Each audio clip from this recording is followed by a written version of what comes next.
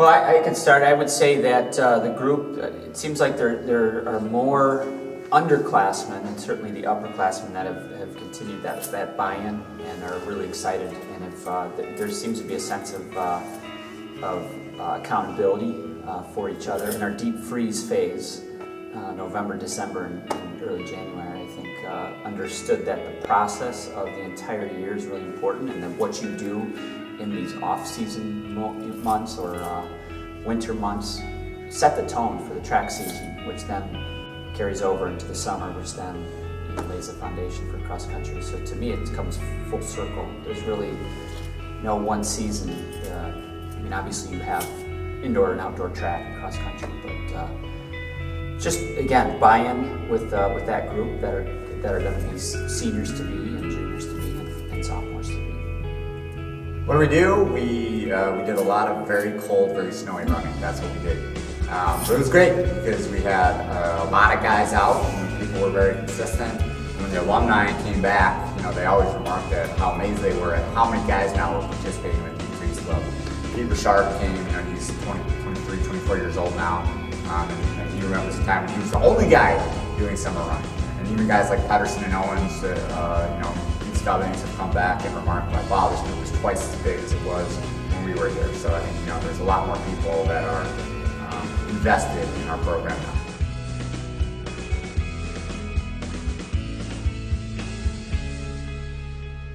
Pretty well, in a few words, really miserable. It has not been ideal. I think last year around this time, we were at KLM, and what a difference a year makes in terms of weather.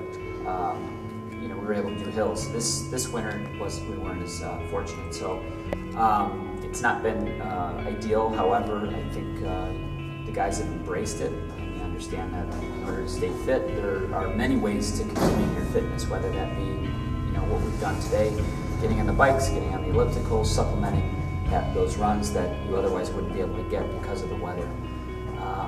So guys have adapted really, really well, and I think it's a long season coming up. So we got a lot of time to get the fitness and maintain the fitness and have a good outdoor season. I would just point out that the team that won Nike Nationals on the girls' side was from Minnesota.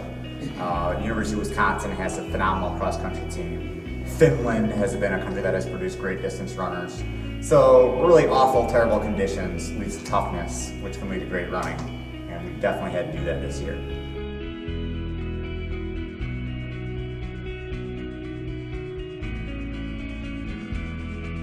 Unforgiving.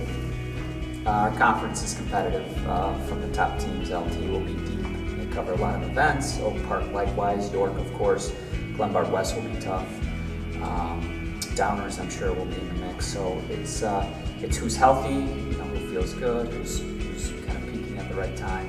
And I'm talking about indoor and outdoor season. So, and then of course the state, it's a competitive state. So looking at some really good quality teams in our area, Eagle Valley, of course Lake Park, to name a few. So it's there's no rest for the weary. We just got to stay healthy and keep working hard. I mean, I've always maintained that the West Suburban Conference Silver Division is the toughest conference perhaps in the nation. And that was before this year at State Cross Country when we took 4 of the top 5 spots. So all those teams are going to have to compete against in the 4x8. You're going to have to run against Clevenger and Zach Smith and Nate Mirage every single conference meet. I mean, we're going to see downers every week again and again and again, and we have so much respect for their program, and we know how good those guys are. I think the 4x8 is going to be crazy at conference. You're going to have 5 amazing teams out there. So we're really excited to get the opportunity to run against such great competition.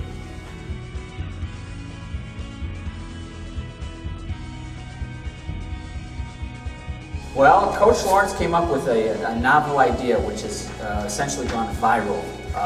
He reached out to a number of area coaches in our state and also reached out beyond the borders of Illinois and asked coaches if they would be interested in kind of having a friendly competition, which would include how many of your distance and middle distance athletes, your distance program essentially, can break, how many guys can you get under the 5-minute barrier for 1600, and then which would include guys under 10:30 or 10 minutes for the 3200, and it's been met with a lot of excitement, and so I think it keeps guys invested. I think some of those guys who might be at the junior varsity level sometimes may not get to compete at those invites, but you know, this is an opportunity. Last year we had 32. Some schools have had 40. So while it's not a definitive measuring stick of how good your team can be, it gives you a sense of depth, and so that's something that Coach came up with that he can speak to. But our goals is to compete, one, at the conference level, and then you know, finish in the top 2 or 3 at each. And I'm talking as an entire track team, not just the distance guys. Top 2 or 3 in the invites, and indoor and outdoor. But that's a tall order, because there's a lot of good teams. So we'll see. We got our work cut out for us. I mean, definitely we got some high-end goals. We'd love to have a 4x8 team make all state. That's something that, you know, we've had 3 years in a row now where the 4x8 is qualified for state, but we've never had a team be all state. We definitely want to see some guys qualify in the 2 mile and the mile. And we want to do really well in our conference.